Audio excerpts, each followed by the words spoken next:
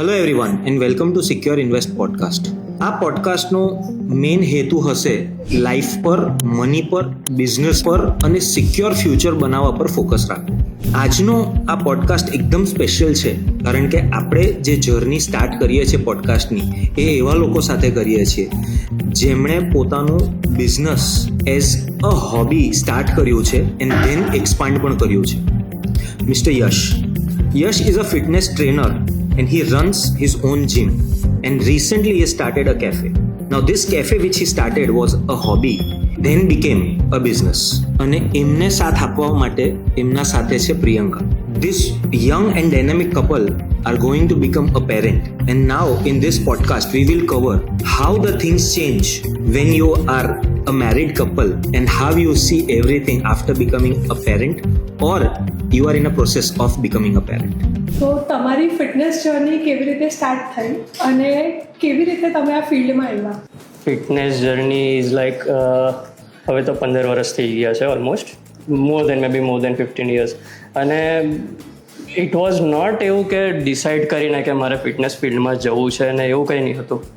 It's like something that I was following passionately with discipline. અને મને જે results મળતા હતા, હું જે રીતે મારા પર કામ કરતો હતો just like to personal development માટે, એનાથી મારી આજુબાજુના લોકો પ્રેરિત થયા અને મારી સાથે જોડાતા ગયા. અને થોડા ટાઈમમાં મને રિયલાઇઝ થયું કે એ ઘણા બધા લોકો જોડાઈ ગયા છે અને પછી ત્યારથી એ ફ્લોમાં એ ચાલતું જ રહ્યું અને આજે 15 વર્ષ થઈ ગયા છે. That's great યાર.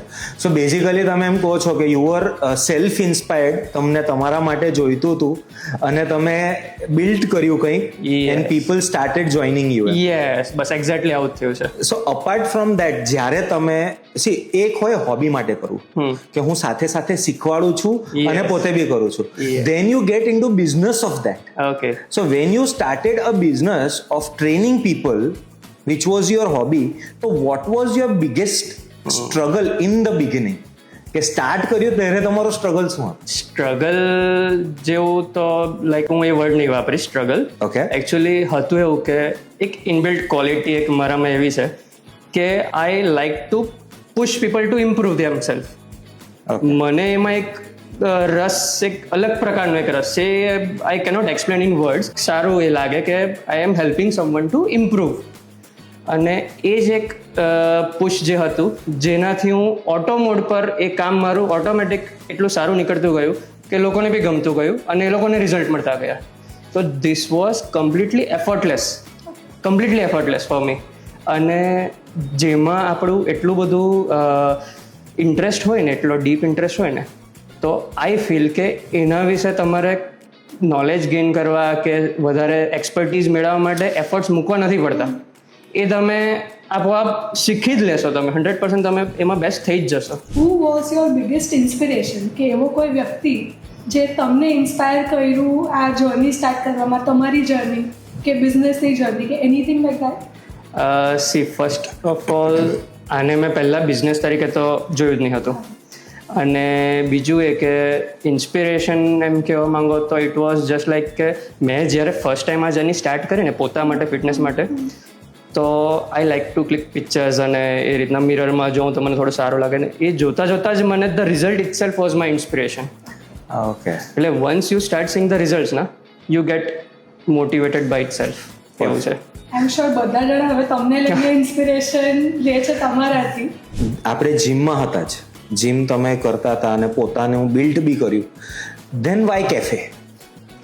સો when I see as a person coming, હું બે વસ્તુ જોઈ રહ્યો છું કે તમે જીમમાં બી છો અને કેફે બી છે તમારું. તો what inspired you to start a cafe?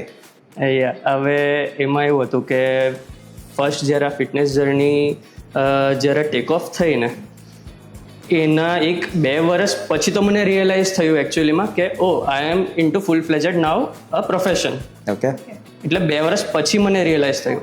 અને after getting in like a professional category myself, એના પછી મેં સિરિયસલી એ વસ્તુને પ્રોપર સ્ટ્રક્ચર્ડ વેમાં કામ કરવાનું ચાલુ કર્યું.